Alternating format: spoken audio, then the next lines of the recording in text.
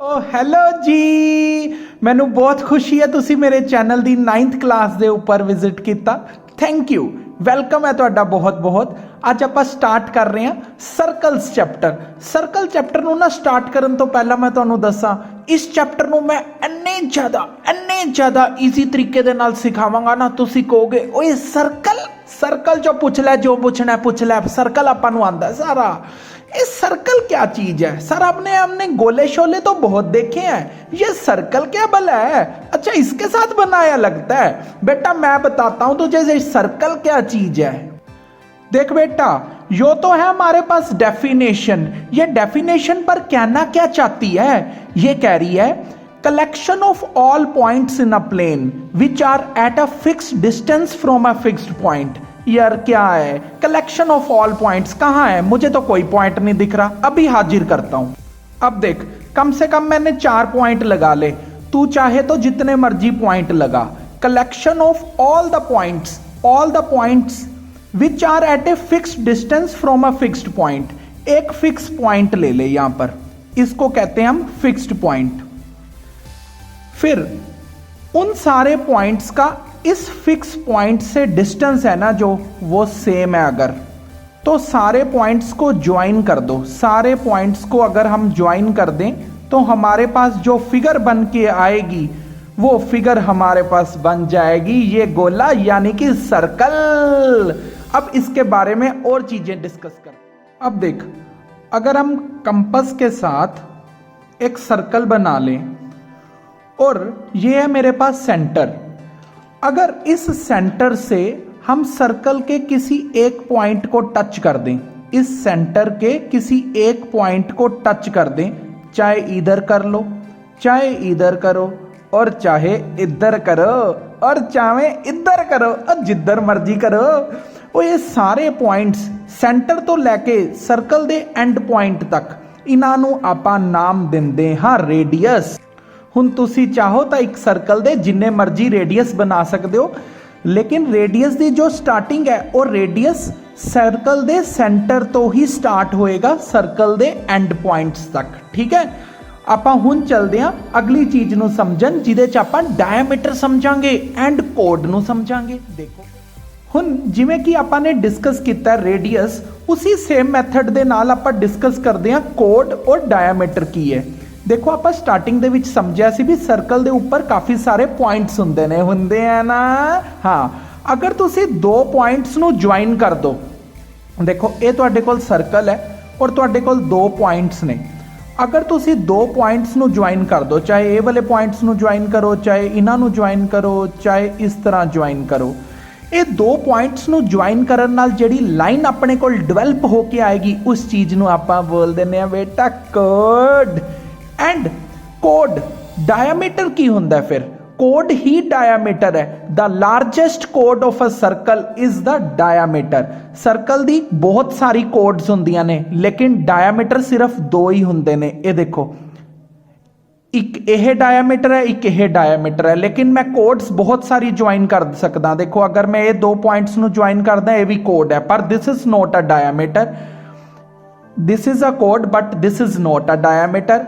Code ਜਿਹੜੀ centre चो पास कर रही है लाइन, देखो 2 पॉइंट्स ਨੂੰ अगर तुसी ज्वाइन कर रहे हो, ये है एक कोड, लेकिन वो लाइन अगर सेंटर चो पास करती हुई जा रही है तो बन जाएगी बेटा डायामीटर। चलते हैं हम अगली स्टेटमेंट पर, जो कि है बेटा हमारे पास सेगमेंट। अब सेगमेंट बड़ी मजेदार चीज है। अभी हमने सीखा ना कोड क्या होता है।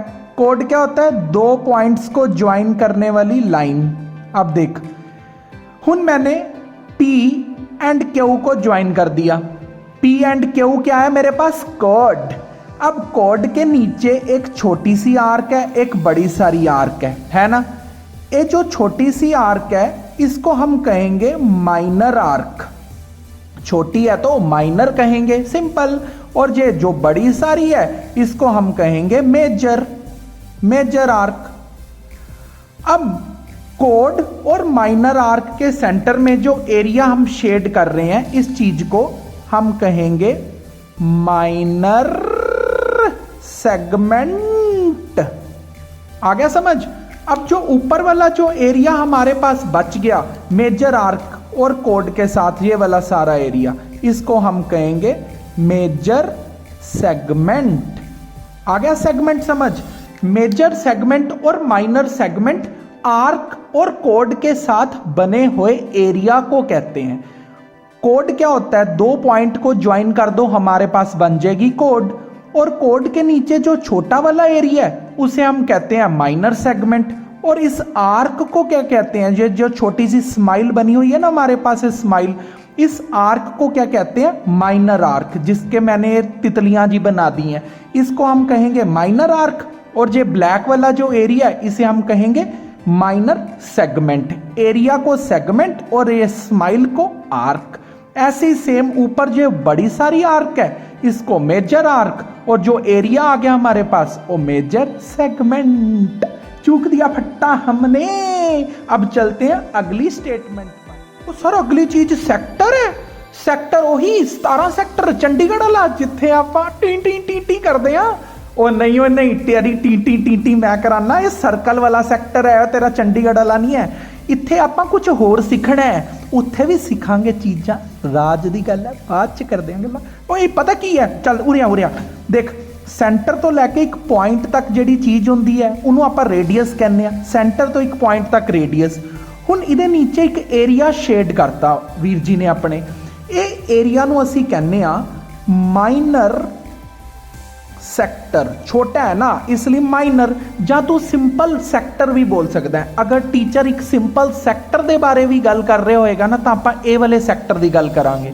ਔਰ ਜੇ ਯੈਲੋ ਕਲਰ ਦਾ ਜੋ ਬੜਾ ਏਰੀਆ ਦਿਖ ਰਿਹਾ ਓਬਵੀਅਸਲੀ ਮੇਜਰ, ਉਹ ਮਿਲਟਰੀ ਵਾਲਾ ਮੇਜਰ ਨਹੀਂ, ਮੇਜਰ मतलब बड़े वाला एरिया, मेजर सैक्टर हो गया। ਹੁਣ देखो ਆਪਣੇ ਕੋਲ ਦੋ ਸੈਕਟਰਸ ਹੁੰਦੇ ਨੇ ਇੱਕ ਸਰਕਲ ਦੇ ਅੰਦਰ। ਸੈਕਟਰ ਇੱਕ ਏਰੀਆ, ਠੀਕ ਹੈ, ਜਿਵੇਂ ਕੋਡ ਔਰ ਆਰਕ ਦੇ ਨਾਲ ਜੋ ਏਰੀਆ ਸ਼ੇਡ ਹੁੰਦਾ ਉਸ ਨੂੰ ਅਸੀਂ ਸੈਗਮੈਂਟ ਬੋਲਦੇ ਹਾਂ। ਰੇਡੀਅਸ ਦੇ ਨਾਲ ਜੋ ਏਰੀਆ ਸ਼ੇਡ ਹੁੰਦਾ ਉਸ ਨੂੰ ਆਪਾਂ ਸੈਕਟਰ ਬੋਲਦੇ ਹਾਂ। ਦੋਨਾਂ 'ਚ ਡਿਫਰੈਂਸ ਕਲੀਅਰ ਹੋ ਗਿਆ ਨਾ ਤੁਹਾਨੂੰ। ਚਲਦੇ ਹਾਂ ਆਪਾਂ ਹੁਣ ਐਕਸਰਸਾਈਜ਼ 10.1 ਨੂੰ ਸੋਲਵ ਕਰਨ। ਉਹ ਆ ਜਾ ਚਿੰਟੂ ਛਿੰਦੇ ਆ ਜਾ। एक्सरसाइज 10.1 स्टार्ट हो गई है। पहला क्वेश्चन देख, फिलिंग द ब्लैंक्स है। सिंपल फिलिंग द ब्लैंक्स से कढ़ने किवें है वट तेनों मैं दसदा। Centre of a circle lies in the dash of the circle. हुणी आपां ने डिस्कस किया है सर्कल दे बारे। सर्कल दा सेंटर है जिहड़ा वो सर्कल दे अंदर आ रहा है कि बाहर आ रहा है? ओ सर कैसी गल पूछती, सर्कल दा सेंटर सर्कल दे अंदर ही होएगा ना, बाहर थोड़ी। ला दे फिर टिक इंटीरियर ते। चलते हैं फिर सैकेंड पार्ट च। देख चुन्नी सैकेंड पार्ट की कह रहे हैं, a point whose distance from the centre is greater than the radius lies in the dash of the circle. हुण मेरी गल सुन, ये अपने को एक सर्कल है। हुण सर्कल दे विच सेंटर है। हुण वो कह रहा है एक ऐसा पॉइंट लगाओ जिहदा सेंटर तो डिस्टेंस रेडियस के डिस्टेंस तो ग्रेटर होए। हुण रेडियस यह चीज़ है, रेडियस है। अगर मैं एक पॉइंट उरे लगा दा और इहदा सेंटर तो डिस्टेंस मैयर करा, रेडियस तो सिर्फ उरों दी उरे तक है। हुण इस पॉइंट का डिस्टेंस सेंटर तो बहुत ज़्यादा है ना, एंड रेडियस तो भी बहुत ज़्यादा है। तो ये वाला पॉइंट किस जगह ते लाई कर रहा है? ये पॉइंट ऑब्वियसली एक्सटीरियर ते लाई कर रहा है, इंटीरियर ते नहीं कर रहा। चलते हैं आप थर्ड पार्ट दे। चलो शुरू करते हैं थर्ड पार्ट नूं। The longest code of a circle is dash of the circle. पहले एक चीज़ देखो, हुणी जदों आपां कोड एंड डायमीटर दे बारे पढ़ रहे सीगे, कोड की सीगा दो पॉइंट्स नूं ज्वाइन करन वाली लाइन। और ऐसी लाइन जिहड़ी सेंटर चों पास करे उसनूं असीं डायमीटर बोलता सी। ते अगर ये भी डिस्कस किया सीगा, diameter is the longest code of the circle, मतलब एक ऐसी कोड जिहड़ी दो पॉइंट्स नूं ज्वाइन तो कर रही है और सेंटर चों पास कर रही है, तो वो डायमीटर बन जाती है। तो डायमीटर हुंदी है अपनी सब तो बड़ी कोड। तो इत्थे आपां की मैंशन करांगे? डायमीटर। चलते हैं आपां फोर्थ पार्ट दे उपर। हुण चलते हैं आपां फोर्थ पार्ट दे उपर। An arc is a dash when the ends are the ends of diameter. देखो आर्क की हुंदी है, ये जो नीचे चीज़ है ना, ये वाली जिहदे ऊपर मैं हाईलाइट कर रहा, ये आर्क है। अगर इस आर्क दे एंड्स डायमीटर दे एंड्स नाल मैच कर रहे ने तो नीचे देख लो चाहे ऊपर देख लो, ये की बन जाता है अपने कोल, एक सैमी सर्कल बन जाता है। तो आपां उरे की लिखांगे, जदों आर्क दे एंड्स डायामीटर नूं टच कर रहे होण तो उन्होंने आपां कह दिंदे आ सैमी सर्कल। चलदे आ हुण 5th पार्ट दे उपर। नैक्सट पार्ट दे अंदर ये कह रहा है सैगमेंट ऑफ अ सर्कल। पहला तो सैगमेंट की हुंदी है, देखो अगर आपां एक सर्कल ड्रॉ करते हैं और एक कोड ड्रॉ कर दिंने आ, देखो कोड 2 पॉइंट्स नूं ज्वाइन करन वाली लाइन कोड कहने आ। हुण एक कोड है और ये जो मैं एरिया शेड कर रहा ये सैगमेंट है ना, माइनर सैगमेंट, हाले सिर्फ सैगमेंट बोल देंगे आ, ठीक है।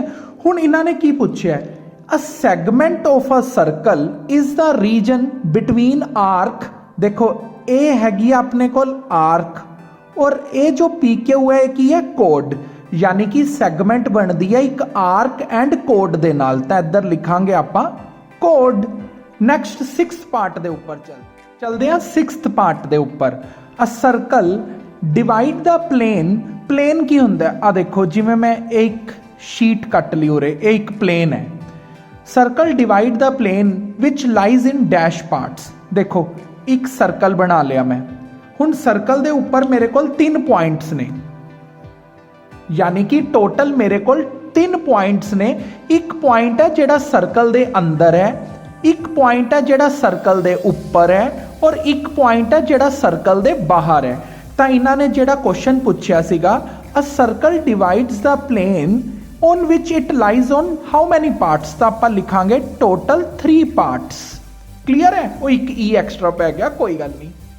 वो ट्रू फॉल्स सर, ये तो आप कर देने हैं, वो कोई गल नहीं, ट्रू फॉल्स आप कंसैप्ट्स क्लीयर करांगे, चाहे पेपर च आण चाहे नहीं आण, आपां नूं पता होने चाहिए ने। अपने तो छोटा कोई पूछे आपां मिंट च उन्होंने चुटकियां च आंसर देवांगे। देखो की कह रहे हैं, line segment joining the centre to any point, देख सेंटर तो किसी एक पॉइंट तक एक लाइन ज्वाइन कर दो, एक ही होंदा है रेडियस, हाँ ये तो बन गया अपने को स्टेटमेंट ट्रू। नैक्सट दे ऊपर चलते हैं, a circle has only finite number of equal codes. हुण देख, हुण कोड्स तो बहुत सारिया हो सकदियां ने, मैं इन्हां दोनों नूं ज्वाइन करांगा, ये भी कोड है, इन्हां दोनों नूं ज्वाइन करांगा, ये भी एक कोड है, यानी कि कोड्स तो जिन्ने मर्जी पॉइंट्स नूं ज्वाइन करके तुसी बना सकते हो। ये नहीं है भी फाइनाइट मंदर, इहदा मतलब ये कहना चाहता है भी सर्कल दे विच गिनी चुनी कोड्स हुंदियां ने, नहीं, सर्कल दे ऊपर इन्ने सारे पॉइंट्स ने, किसी भी 2 पॉइंट्स नूं ज्वाइन कर लो कोड्स बन जाणगियां। तो इस स्टेटमेंट नूं आपां की कह रहे हैं, फॉल्स स्टेटमेंट, क्योंकि सर्कल दे ऊपर फाइनाइट नहीं इनफाइनाइट नंबर ऑफ कोड्स हुंदियां ने। चलते हैं 3rd पार्ट दे। 3rd पार्ट की कह रहे हैं, if a circle is divided into 3 arcs, देखो सर्कल दियां 3 आर्क्स निकाल दो, ए आ लो, एक ये निकालती और एक उरों दी उरे तक यह निकालती।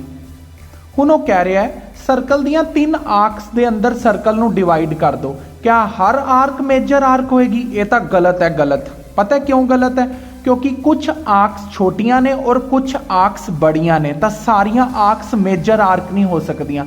सिर्फ बड़ी बड़ी आर्क्स नूं असीं मेजर आर्क कहने, और वो भी सर्कल दे विच इक्को ही मेजर आर्क हुंदी है, सारियां मेजर आर्क्स नहीं हुंदियां। चलते हैं 4th पार्ट दे ऊपर। अ कोड of a circle which is twice as long as radius is the diameter. देखो इहदे बारे पहला आप डिस्कस करते हैं, फिर देखते हैं ट्रू है कि फॉल्स। देखो ये रेडियस है, ठीक है, ये हाले कोड नहीं हैगी। अगर तुसी कोड बनानी है तो इनू ऐ कर दो, देखो ए भी रेडियस है, ए भी रेडियस है, रेडियस और रेडियस नू ज्वाइन करके की बन जाता है अपने को डायमीटर, यानी कि 2r है। तो एक कोड, क्योंकि इन्हें 2 पॉइंट्स नू ज्वाइन किया है, 2 पॉइंट्स नू ज्वाइन करन वाली लाइन नू असी कोड कहने आ। और एक ऐसी कोड जो रेडियस का डबल होए, क्या वो डायमीटर होंदी है? जी हाँ, आ देखो असी प्रूफ करके दिखाया ये डायमीटर है। 5th पार्ट दे ऊपर चलते हैं। हुण 5th पार्ट कह रहा है सैक्टर। पहला तो आप चंडीगढ़ वाला सैक्टर बना लिए, देखो सर्कल बनाया और ये सैक्टर बनाया और ये पार्ट नू करता शेड, और ये है मेरे को सैक्टर। हुण दस की क्वेश्चन पूछना है, sector is a region between code. ओए सैक्टर तो रेडियस और आर्क दे नाल बनता है, ये देखे की लिखा पे कोड, तो ये स्टेटमेंट की होगी फॉल्स।